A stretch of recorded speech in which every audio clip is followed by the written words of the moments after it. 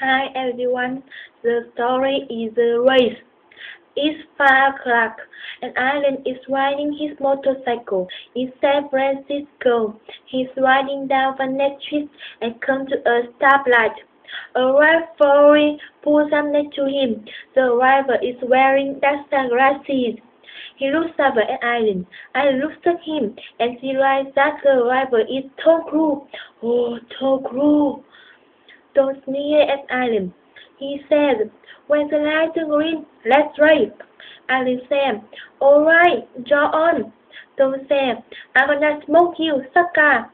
Alan said, you wish I would not beat you in the sorry ass car. Alan and Tom went at the light, raised the engine.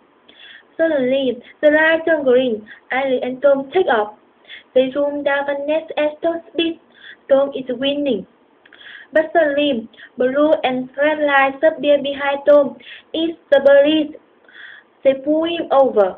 Alan zoomed back Tom, laughing. He yelled, better luck next time. Alan is the winner.